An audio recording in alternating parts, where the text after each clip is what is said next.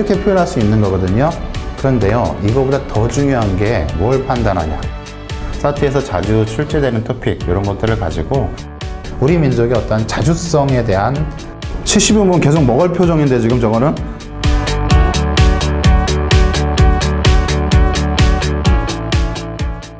자, 먼저 올해 상반기 사트에 대해서 한번 리뷰를 한번 해볼게요.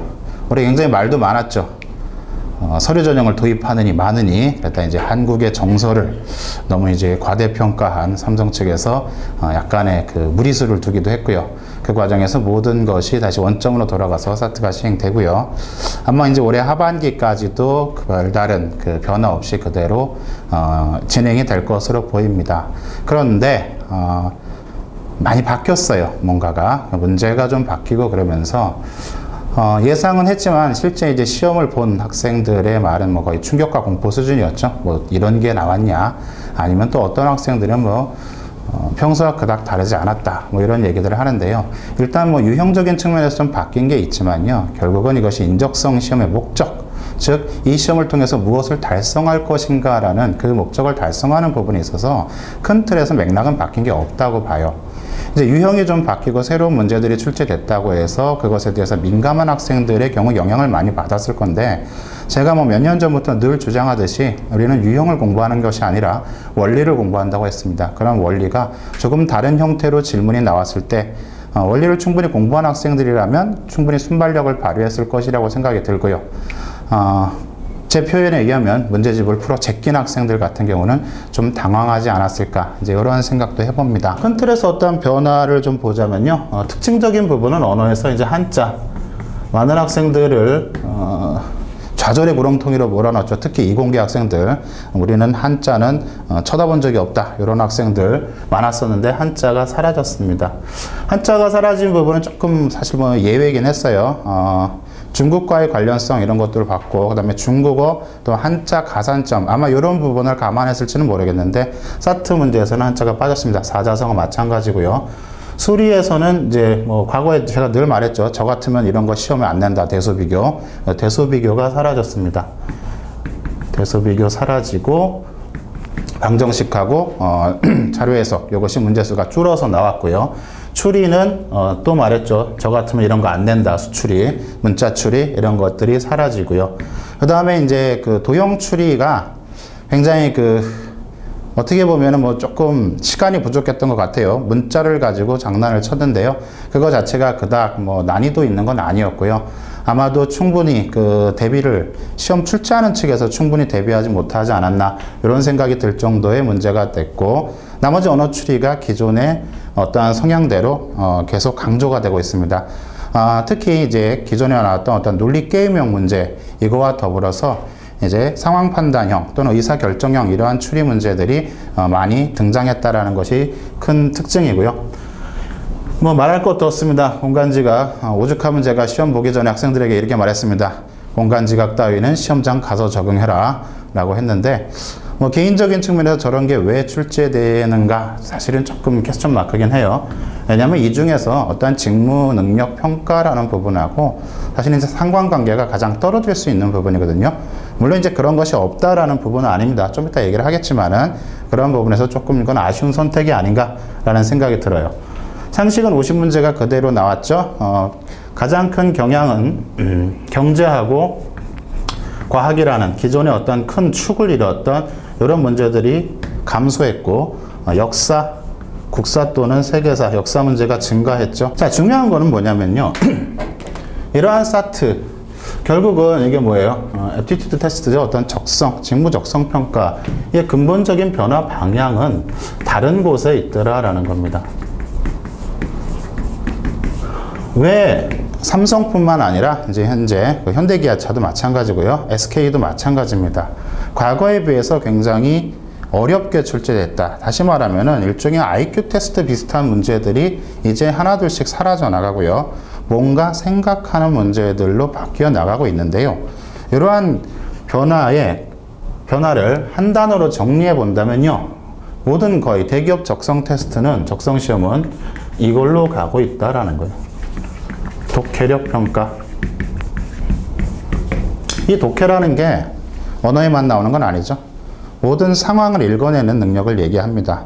즉 언어 지문에서 뭐 독해를 잘해야 된다 이런 것들을 모두 포괄하는 거죠. 수리도 마찬가지입니다. 수리에서 단순한 공식 중심의 대수 비교가 빠지고 뭐가 나왔어요? 응용수리하고 자료해석이죠. 응용수리 핵심은 뭐냐면 독해예요. 이거 문제를 잘 읽고 그 문제의 요구사항이 뭔가를 파악하는 거. 자료해석 말할 것도 없고요. 추리도 마찬가지입니다. 추리도 대부분 그 문제 상황이 어떻게 구성되어 있는가를 논리적으로 정리하는 문제다라는 거고, 공간지가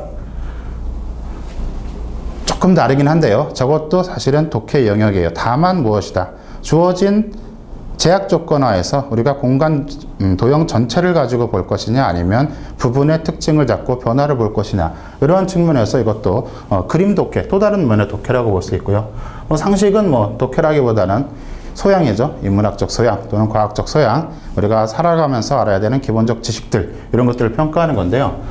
전체적으로 이 독해력 평가에 중심이 맞춰져 있다라는 거예요. 그 다음에 이 독해력에 기반한 뭐죠? 문제 해결 능력이에요. 다시 말하면 독해력이라는 것은요, 어떠한 그 상황을 이해하는 능력을 이야기합니다. 이 조건이 문장으로 주어졌던, 그림으로 주어졌던, 표로 주어졌던, 이것은 상관이 없어요. 그것은 서로 다른 표현의 언어이기 때문에. 하지만 이 주어진 상황을 이해하고 이러한 상황을 어떻게 해라? 해결해라 라고 하는 것. 바로 이것이 사실 기업에서 근본적으로 요구하는 능력들이죠. 여러분들 왜 기업에서 여러분들을 채용해서 돈을 주겠습니까? 기업이 해결해야 될 문제를 여러분들이 해결하라라는 얘기입니다. 그래서 이러한 독해력에 기반한 문제 해결 능력 평가, 이것으로 변화가 크게 바뀌고 있다. 언어는 이번에 그 어휘 문제, 기존의 이러한 어휘의 관계들, 이제 어휘 유추라고 하는 이런 형태는 아니고요. 긴 문장 속에서 빈칸을 비워놓고 거기에 합당하지 않은 어휘를 찾아라, 이런 문제들이 출제가 됐어요. 목적은 하나밖에 없어요. 읽는 시간을 길게 만들었다라는 얘기입니다. 그래서 그러한 문제, 그 다음에 전통적으로 나왔던 그 문장 재구성하는 문제 대신에 그 문단을 완성시키는 문제, 즉 가로 안에 들어갈 내용으로 가장 알맞은 문장 또는 문단, 이런 것들 합쳐서 한 8개 정도가 나왔고요. 나머지 22개는 독해가 나왔습니다.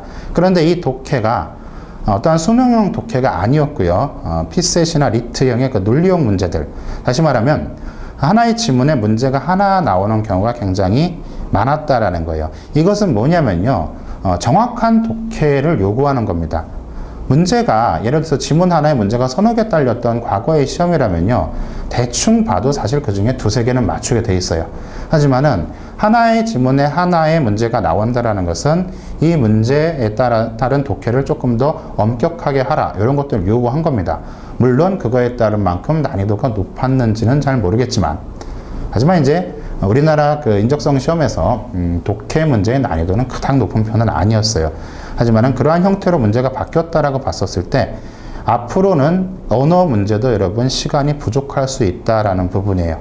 이런 부분은 특히 이제 이공계 학생들이 문제가 될 텐데요. 여러분 그 긴 호흡의 독해가 좀 필요해요. 긴 호흡. 굉장히 단편적인 부분이 아니고 책을 읽더라도 약간 우리가 평소에 딱딱하거나 어려웠다고 생각하는 그런 책을 한번 끝까지 읽어보는 습관들, 이런 것들을 통해서 차근차근 할 수 있는 부분이에요. 물론 이제 문제 푸는 스킬로 어느 정도 처리를 할 수 있겠지만은요, 언어를 여러분 단시간 내에 올리겠다라고 너무 고민은 하지 마세요. 저거는 사실 지금 상당 부분 많이 결정된 거거든요. 내가 언어를 굉장히 못해, 그래서 언어를 파야 되겠다, 딴 거 파세요 그냥. 그래서 저것들은 현재 상황에 맞춰서 여기에 약간의 보완만 할 수 있는 수준의 공부를 여러분들이 하기를 바랍니다. 한 가지 다행스러운 점 뭐냐면요, 사트 지망생들의 언어 수준은 별 차이가 없다라는 부분이에요. 전공이 국문학이라든가 아니면 어문학 계열인 사람들은 조금 잘하겠지만 이공계 학생들의 수준에서 봤었을 때 크게 다르지 않기 때문에 너무 큰 부담 갖지 말고, 그 대신 저것은 뭐냐면요, 이러한 상식이라든가 기타 소양의 부분에 있어서 읽기라는 측면은 계속 해야 됩니다. 그래서 그렇게 정리를 하면 될 것 같습니다. 대부분 언어 추리 영역에 우리가 집중을 할 거고요. 수리에서도 대부분 자료 해석 쪽에 집중을 할 겁니다. 자, 공간 지각은요, 또 바꿀 확률이 높죠. 저것은 어떻게든 뭐 출제자의 마음대로 이렇게 저렇게 할 수 있는 부분이기 때문에 기존에 나왔던 문제들을 우리가 한번 되짚어본다라는 의미죠. 언제든지 바뀔 수 있는 거고요. 진짜 맞아요. 시험장 가서 적응하는 게 맞습니다. 하지만은 이러한 그 공간 또는 도형의 문제를 바라볼 때 어떠한 참고가 되는 관점들 이런 것만 굉장히 단순하게 처리할 거예요. 자, 상식은요. 전통적으로 해왔던 경제 요거는 할 겁니다. 왜냐하면 이것은 우리가 사트 문제 몇 개의 문제가 아니다라는 거죠. 출제되는 사트뿐만 아니라 우리가 세상을 살아가는, 그 다음에 여러분들이 기업에 취직해서 일을 계속할 때 도움이 되는 그러한 소양 측면에서 경제는 계속 강의를 할 거고요. 과학은 단순하게 정리하겠습니다. 생활 속의 상식 정도로. 그 다음에 역사가 있는데요. 이제 역사는 이것은 이제 따로 강의가 빠져가지고 아마 진행이 될 것 같아요. 그래서 이런 형태로 이제 우리가 하반기 강의를 진행을 하도록 하겠습니다. 자, 지금 여러분들이 놓으면 안 되는 것은요. 역사, 경제, 과학 포함한 일반 상식 이런 것들은요. 이것들은 그냥 끝까지 가는 겁니다. 언제든지 매일 일정한 분량을 가지고 여러분들이 계속 공부를 하세요. 사실은 이런 것들은요. 4학년이 아니라 한 3학년 때부터 해야 됩니다. 좀 한 1년 정도의 시간이 있어야 어느 정도 그런 것이 좀 쌓인다라고 볼 수 있는데요. 뭐 어쩌겠습니까? 우리가 목구멍이 포도청이다 보니까 하여튼 짧은 기간 내라도 우리가 늘 수 있는 건 계속 넣었으면 좋겠다라는 거고요. 많은 문제풀이는 당분간 삼가도록 하세요. 계속 얘기하지만 현재의 출제 유형을 봤었을 때 문제를 풀어 제끼는 공부는 의미 없어요. 답 보고 하는 공부도 의미 없습니다. 책 한 권 정해서 뭐 어느 책이 되든 좋습니다. 한 권을 정해가지고 그것을 차근차근 이해할 때까지 푸세요. 즉 응용수리 한 문제 푸는데 10분이 걸려도 좋고 20분이 걸려도 좋습니다. 정말 모르겠다 싶으면 뭐 할 수 없겠지만 일단은 풀어보세요. 그 다음에 답을 맞췄을 때 답이 맞았으면 왜 맞았는지도 확인하시고 그 다음에 틀렸을 때 왜 틀렸는가를 끝까지 보지 말고 첫 번째 단서만 가지고 다시 공부하기 바랍니다. 물론 이제 단순하게 풀리는 문제들은 뭐 그렇게 할 필요는 없어요. 하지만 최근에 바뀐 유형들을 보게 되면은 여러분 한 문제 한 문제를 이해하면서 공부하는 것이 훨씬 더 도움이 될 거예요. 즉 문제집 7권 푸는 것보다는 문제집 하나를 2번, 3번 보는 것이 훨씬 유리할 것이다. 그래서 당분간은 여러분 그 문제풀이 시간에 구애받지 않고 공부를 하시고요. 다만 이제 시험 한 3주 전쯤 되면은요. 반드시 모의고사를 보도록 하세요. 이 모의고사를 보라는 의미는 다른 게 아닙니다. 모의고사를 잘 보면 합격할까요? 그거 아니고요. 모의고사, 즉 사트 시험 자체가 뭐냐면요. 제한된 조건 하에 문제 해결이에요. 즉 제한된 조건은 뭐죠? 시간이죠. 시간. 언어, 예를 들어서 25분이 25분 내에 30문제를 푼다. 이것이 바로 제한된 조건 하에 문제 해결이란 말이에요. 시험 자체가. 그러다 보니까 시간 관리가 굉장히 중요하거든요. 그럼 이러한 시간 관리는요. 연습해 본 것과 아닌 것이 굉장히 다릅니다. 그래서 최소한 한 2-3번 이상 여러분들이 정식 시간을 재서 이러한 모의고사를 가지고 시간 관리를 해보세요. 요거 굉장히 중요합니다. 이거 제대로 안 하면요.